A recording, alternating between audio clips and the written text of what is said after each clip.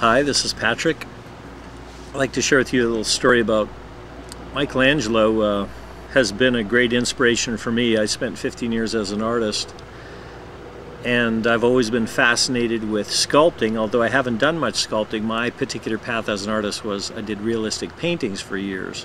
But I was always very fascinated in Michelangelo and his work, and there's a story told that someone asked Michelangelo how was it that he was able to create these incredible characters like the statue of David from these huge blocks of marble or granite. And Michelangelo's answer to me is a very powerful and very real, revealing message, and that is that what he said was that he believed that the work of art, the statue,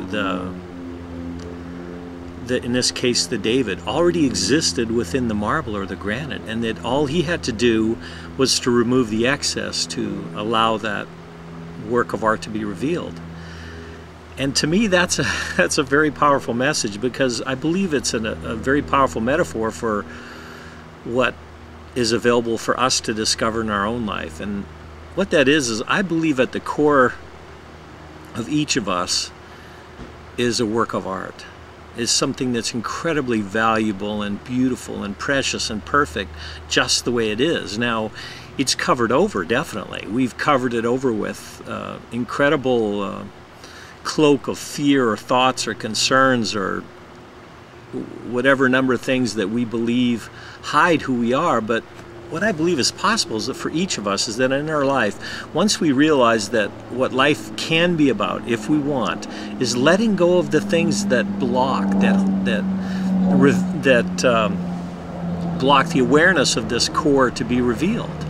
As we let go of our fears and thoughts and concerns that all exist on the surface, what is available is the work of art, the core of our being is free to shine forth.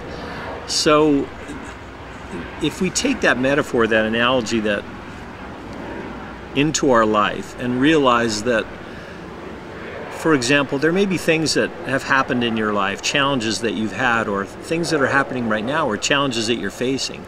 If you can see them as life's attempt to remove all of the things that block or that cover over the core of who you are.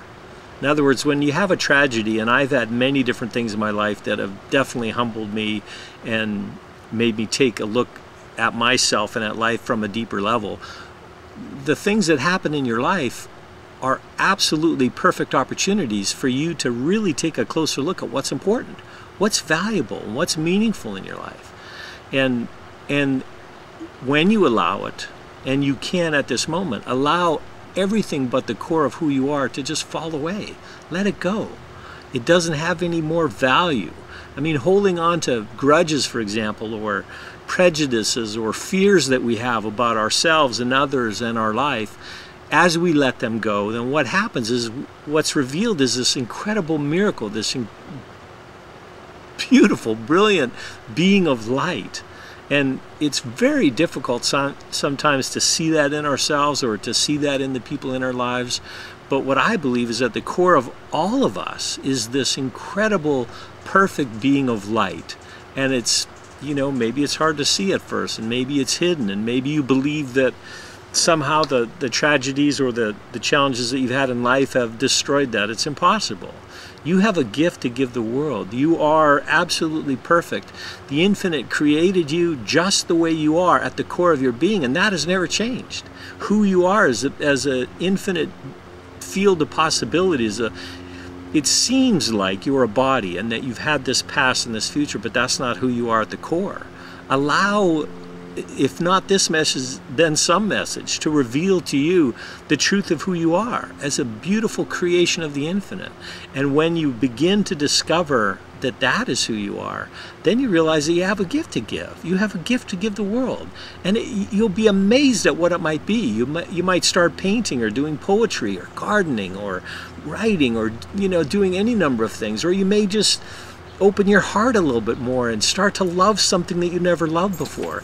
My dad, well, both my parents have been an incredible inspiration for me, but my dad has a favorite saying a keener, someone who's keen on things, who's passionate. And he has a great love for people who are keen on things, for keeners.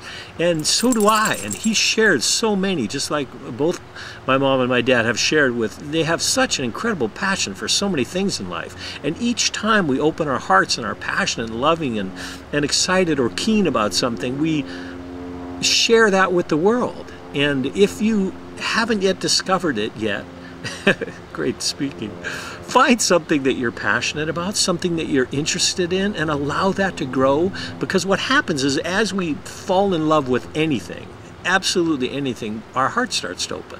And our passion and our fascination for whatever it may be is contagious. My whole life has been transformed by so many people that have been fascinated with their particular passions. And I would invite you to, if you haven't yet discovered something that you're passionate for in life, find something that you love and let it grow and connect with other people who also have that same fascination.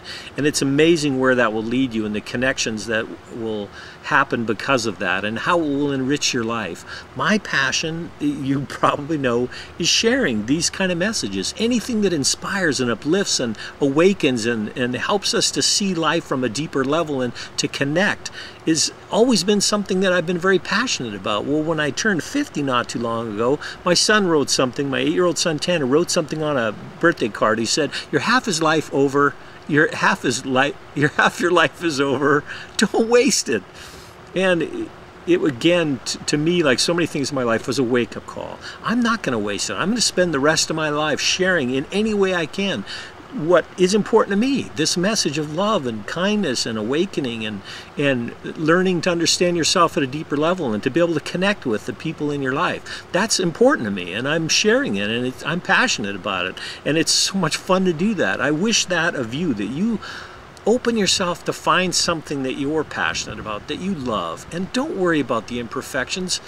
You know, it doesn't matter the form or expression that it takes. If you like to, when I was an artist for a long time, so many people came to me and shared with me their artwork and their love for drawing or whatever, and it was never important to me what it looked like. The form of the artwork is completely irrelevant. If you love to sing, sing in the shower. It doesn't matter how good you are. I think that's one of the beautiful things about karaoke. You see karaoke's all over the place. People just getting excited about singing and, you know, sharing their passion for music.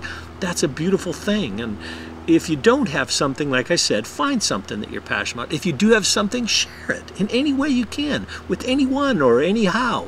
It has to be something that to you is important and close to your heart.